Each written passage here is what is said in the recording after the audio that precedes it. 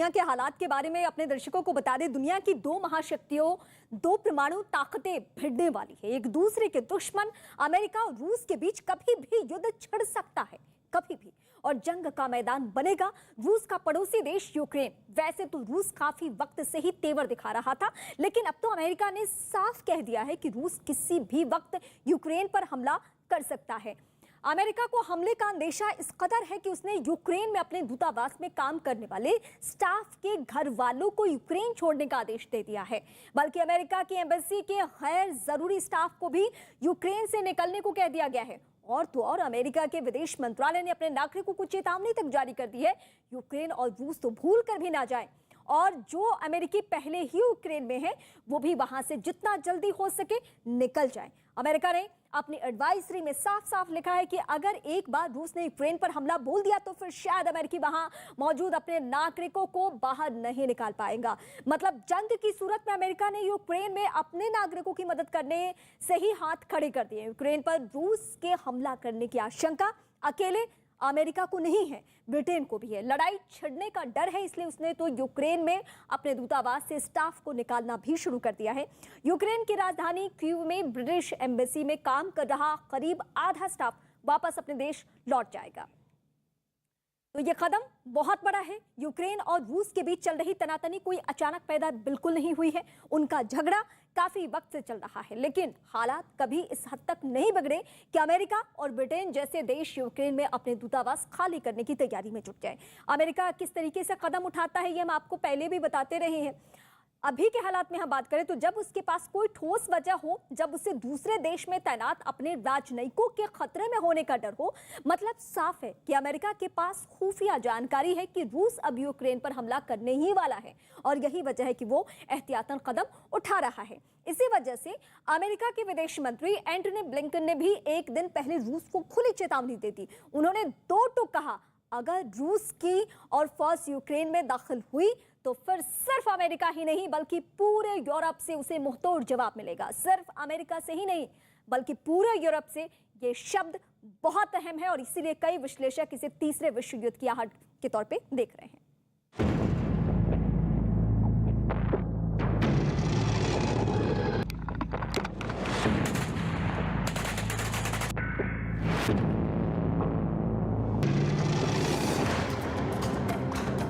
Invading Ukraine from a Russian perspective is going to be a painful, violent and bloody business.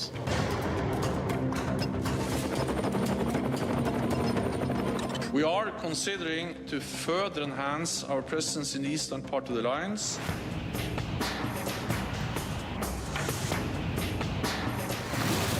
रूस की सैन्य तैयारी, Ukraine से जंग की बारी।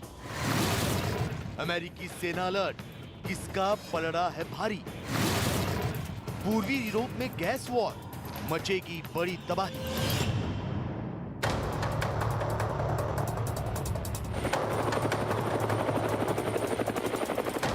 रूस और यूक्रेन के बीच 2295 किलोमीटर सीमा रेखा पर तनाव बढ़ता चला जा रहा है। यूक्रेन की चौतरफा घेराबंदी कर रूस रणनीतिक बढ़त हासिल करने में लगा है। रूस सैन्य वाहन, घातक हथियार और अपने फौजियों को यूक्रेन से सटे बेलारूस की ओर रवाना कर रहा है। तो रूस की आक्रामकता को देखकर यूक्रेन की राजधानी कीव से लेकर चेरनोबिल और खार्किव से लेकर उमान तक संभावित युद्ध की आहट से खौफ पसर गया है। यूक्रेन की सरकार को इस बात का इल्म हो चुका है कि ताकतवर रूस किसी भी वक्त उस पर धावा बोल सकता है। लिहाजा यूक्रेन भी अपनी हिफाजत के लिए रक्षा कवच तैयार करने में जुट गया है। यूक्रेन ने अपने चेरनोबिल एक्सक्लूजन क्षेत्र में रूसी घुसपैठ से बचने के लिए सैनिकों की तैनाती कर दी।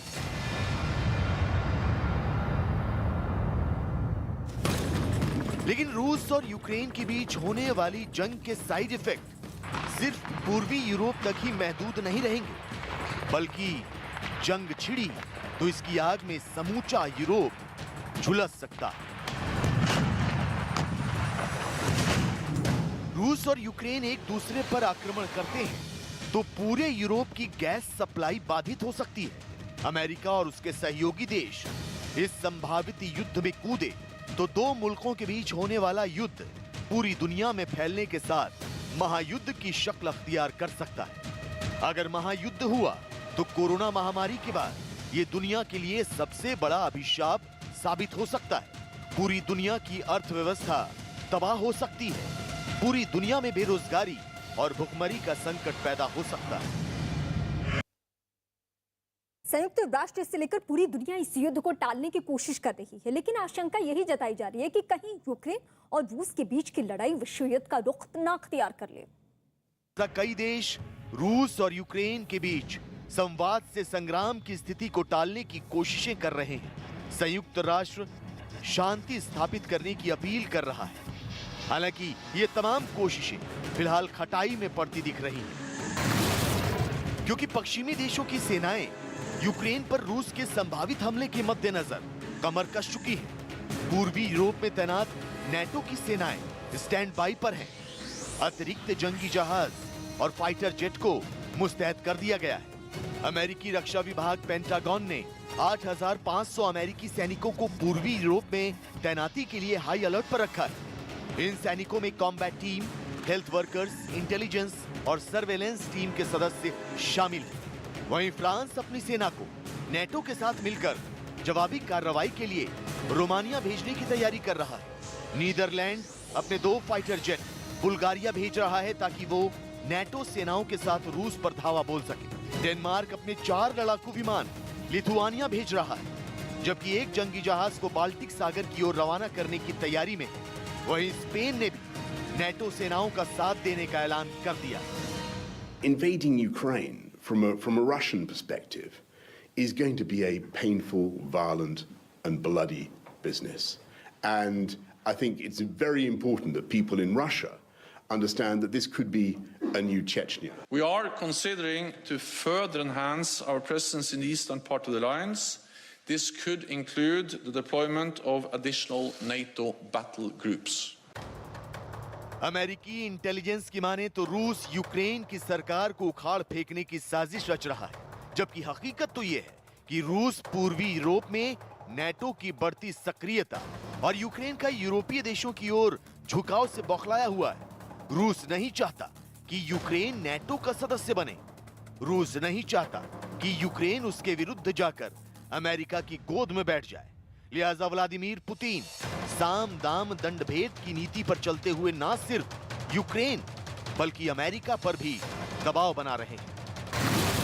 रूस की तरफ से यूक्रेन की सीमा पर सबसे पहले टैंकों से हमले की आशंका है। नेटो मिलिट्री एक्सपर्ट्स के मुताबिक रूस ने यूक्रेन सीमा पर अपने लगभग 8,000 टैंक तैनात किए हुए हैं। रूस ने यूक्रेन सीमा पर 36 इस्कैंडर मिसाइल लॉन्चर भी तैनात कर रखे हैं। अमेरिका, उसके यूरोपियन एलाइज और रशिया के बीच में यूक्रेन संकट को लेकर के जो तनाव है वो अपने चरम पर दिखाई देता है और ये किसी भी समय में युद्ध में भी परिणित हो सकता है। ये जो पूरा तनाव है किसी लिमिटेड वॉर में तब्दील हो सकता है। हालांकि फुल फ्लेज्ड वॉर होने की संभावना बेहद कम है, क्योंकि दोनों ही पक्षों के पास न्यूक्लियर वेपन्स हैं। लेकिन यदि रशिया यूक्रेन पर कोई हमला करता है तो उसका जो रिस्पांस है वो अमेरिका और उसके यूरोपियन एलाइज कड़े तरीके से, गंभीर तरीके से करेंगे। ये स्पष्ट रूप से